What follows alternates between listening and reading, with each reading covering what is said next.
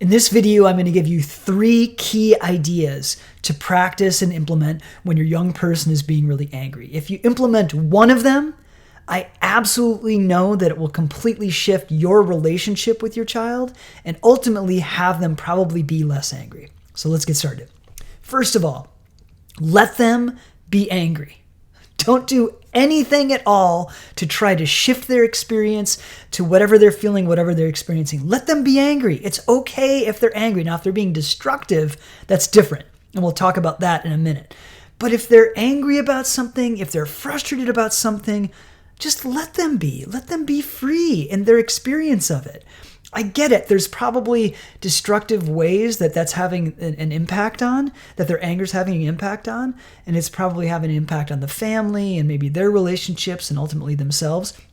But for a minute, just let them be the way they are, right? Let them be angry. Let them be frustrated. Let them have the experience. Give them the space to. And communicate that in a way you're accepting them in their feelings, in their emotions, in their experience of their life. That it's okay for them to feel angry, that it's okay to be angry, it's okay to feel frustrated, okay to feel irritable, right? And more importantly, follow that same rule for yourself. Let yourself be angry, let yourself be frustrated, let yourself experience that whole breadth of emotions that we get to experience as humans, right? So number 1, just let them be angry. Let them have their experience. Don't try to control it. Don't try to smother it, and just let it be there. That's the first thing, okay? Number 2, give them something and nothing to push against. What I mean by that is give them some boundaries, some structure, some expectations around what's appropriate and what's not. For example, if their expression of anger means screaming and yelling and breaking things, that's not okay, right? And it's very important to be clear about that, in which you probably are.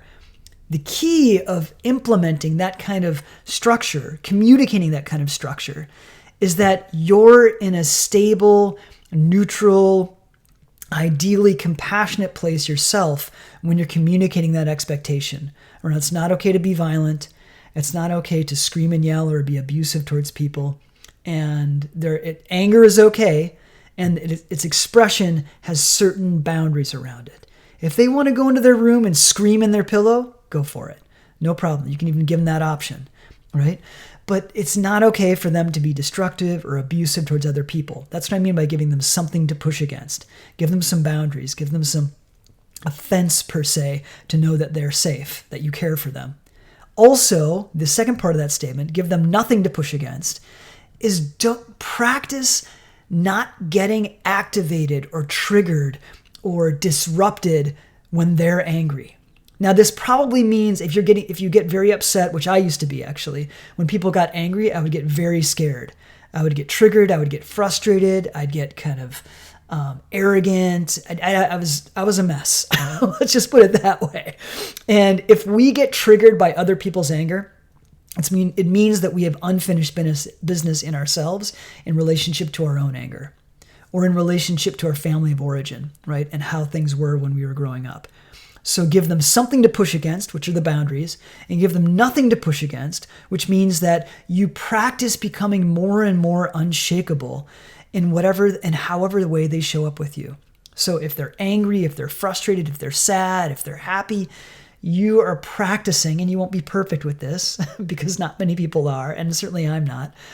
Practice just being open and being receptive and being clear and welcoming the experience of the life that they have and their feelings. Meaning, don't give them anything to push against. If you get upset or angry or you withdraw when they're feeling angry, what it communicates to them is that it's not okay for them to feel that way. Because in a way, you probably unintentionally withdraw your love and your care because you're feeling triggered or because you're feeling upset, right? So number 2, give them something and nothing to push against. The third and final key to the thing to practice when you're navigating a young person who has significant anger issues is be curious. It takes the first 2 of those steps to navigate. Let them be angry, number 1. Number 2, give them something and nothing to push against. And number 3, get curious about their experience. Why are they angry? Why are they pissed? Why are they so disrupted by this thing happening in their life? And most of the time, the first thing they tell you won't be it. In my experience, most of the time, the first thing that they tell you is what they think is it. And most of the time, I don't think they're being deceptive. They just aren't aware because they're young people and they're kind of discovering themselves. But just stick with it. Be curious. Why are you angry, sweetie? Well, because, so-and-so doesn't like me. Okay, got it. What's upsetting about that for you? And try to say what questions, not why questions. Why puts people into their heads and has them think, as opposed to what or how has them get into their experience, their feelings, right? What has you feel that way? Well, I don't know. I'm just angry. Okay, got it. Anything I can do for you? No? Great. Well, I'll be over here cooking some dinner if you need anything. So this is kind of a part of a subtext of the be curious part. Let them have their experience and trust that they're going to figure out how to navigate it with your support. But don't do it for them. See them as a person who is so resilient and so capable that they will find their way of navigating through their own anger. And let them know that you're there as a support, as an assistant, as an advisor, as a consultant, if they would like any support from you, right? So be curious about their experience, what's driving their anger. And this thing, I got to go on a tangent for a second here. There's this thing that we say in psychology that anger is a secondary emotion. It's not. And to say that anger is a secondary emotion diminishes a person's experience of feeling angry. I really don't like it when people say that. And I hear therapists and people all the time just recite this kind of rule that anger is a secondary emotion because there's always something behind it. Now, is there sometimes? Yes. Is there not sometimes? Yes. Try stubbing your toe sometime and then having someone ask you what's behind that anger. There's nothing behind the anger. You're hurt.